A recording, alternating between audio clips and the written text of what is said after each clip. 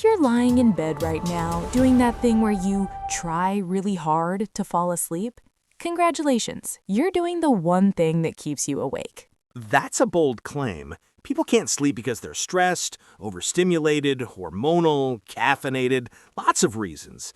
What's this one thing?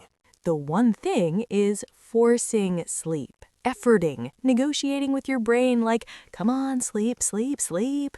Define it. One sentence. What counts as forcing sleep? Staying in bed actively trying to make sleep happen, checking if it's working, monitoring your body, solving life problems, and getting mad at yourself every 5 minutes. Okay, that part I buy, because monitoring and frustration are arousal. They push the nervous system toward alert. Exactly. Sleep is the only performance you fail harder the more you try. Careful, sleep isn't magic, it's biology. But yes, sleep shows up when pressure is high and alert is low. Busy adults here relax and want to throw their phone. So we're not doing relax, we're doing a plan. Good, step by step. And it has to work on a bad night, not just a perfect vacation night. Deal. Tonight we'll give you a 3-step plan and a 2-minute routine. The one thing you stop is forcing sleep. Before the steps, why does forcing sleep backfire? Because your brain treats effort like a task. And tasks are daytime. When you make sleep a task, your brain tries to do it correctly. That triggers checking, control, and threat monitoring. Threat monitoring like, is my heart beating weird? Why is my leg twitching? Why am I still awake? What if tomorrow is ruined? That's the loop.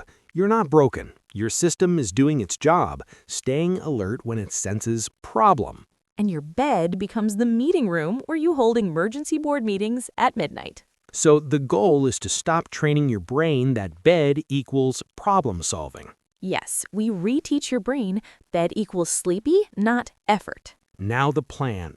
Step 1. Stop the sleep effort loop.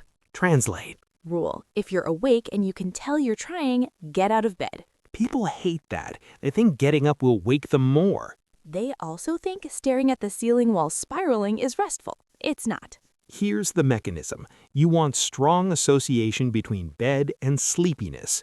If you stay in bed awake and tense, you condition the bed as a cue for alertness. So you do a reset. Leave the bed, keep it boring, and return only when sleepy. We should add a practical rule so people don't clock watch. Yes, no checking the time, because time checking is basically pouring gasoline on the brain. Agreed. Use feeling-based timing, not clock-based. If you've been awake a while, like you've had multiple rounds of thoughts, do the reset. The reset is simple. Dim lights, no bright screens, sit somewhere else and do something boring. Examples. Fold laundry slowly, read a dull paper book, do a simple puzzle book, listen to something calm at low volume. Not emails, not news, not social media, not just one quick video. Because one quick video is how you time travel to 2:47 a.m. with a new hobby and a nervous system that's doing parkour. Common mistake in step 1, people stay in bed and try 10 techniques while getting angrier.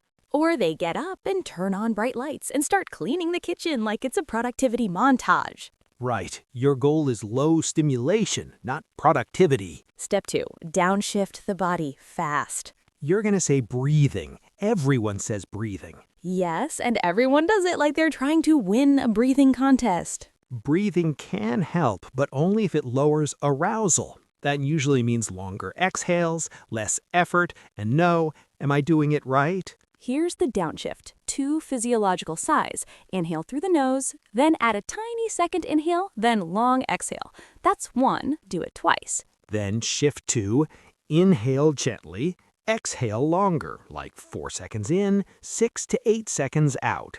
Keep it soft. While you do that, unclench your jaw, drop your shoulders, let your tongue rest. The point is to send safe signals through the body, not to force calm. And if your mind keeps talking, don't wrestle it, label it. Planning, worrying, rehearsing, then back to exhale. Objection. Breathing doesn't work for me. Then you were using it like a test. Tonight, it's not a test, it's a cue. 2 minutes only. If it doesn't help, you still do step 1. Get out of bed and keep it boring. Also, breathing is not meant to knock you out instantly. It reduces arousal enough for sleep pressure to do its job. Common mistake in step 2 is adding 10 techniques at once. Choose one. Make it easy. Now step 3. Step 3. Protect tomorrow so this doesn't become a pattern. This is where people sabotage themselves. They panic sleep in the morning and then wonder why tomorrow is awful. The simplest protection rules: keep a consistent wake time, get morning light, and don't compensate with a giant nap. And if you use caffeine, cut it earlier than you think. Caffeine timing varies, but a practical rule is no caffeine after late morning or early afternoon for many people. If you're sensitive, even earlier. Also, don't go to bed extra early to make up for it. That often backfires. Because you reduce sleep pressure by trying to sleep before your body is ready. Then you lie there, forcing sleep, and the loop returns. Sleep pressure is like hunger. If you're not hungry, staring at the fridge doesn't help. Common mistake in step 3, changing everything at once. Tomorrow, you only protect 2 levers: wake time and light. Okay, let's do the debate part because people are yelling at us in their heads. Objection 1. If I get out of bed, I'll wake up more and lose my chance. If you stay in bed forcing it, you're teaching your brain that bed equals struggle. Getting up breaks that training. And you're not getting up to start your day. You're getting up to lower arousal, low light, boring activity, short duration. You return when your eyelids feel heavy, not when you're supposed to sleep. Objection 2. I need my phone to relax. Your phone is not relaxing you. It's distracting you while it quietly keeps you alert. If you must use a device, use the least activating version, the dimmest brightness, warm tone if available, and audio-only content that is boring and familiar. No scrolling. And keep it off the bed. The bed is not a content lounge. Objection 3. My brain won't shut up. Good news, it doesn't have to shut up. Exactly. The goal is not silence. The goal is reduced threat. Thoughts can exist while arousal drops. Try this script, not solving this tonight, then pick a boring anchor, exhale, or a simple phrase. Phrase? Something neutral, like soft belly, long exhale, or heavy eyelids, nothing emotional. Objection 4. But what if tomorrow is ruined? That's the trap. The more you try to save tomorrow, the more you ruin tonight. A single short night is usually survivable. The bigger risk is creating chronic fear around sleep. You can be tired tomorrow and still be a functional human. People do it every day. But if insomnia is severe, persistent for weeks, or causing major impairment, or if there are red flags like loud snoring with major daytime sleepiness, talk to a qualified clinician. All right, now the 2-minute routine. If you do nothing else, do this. 2 minutes, no perfection. Sit on the edge of the bed or in a chair, feet on the floor.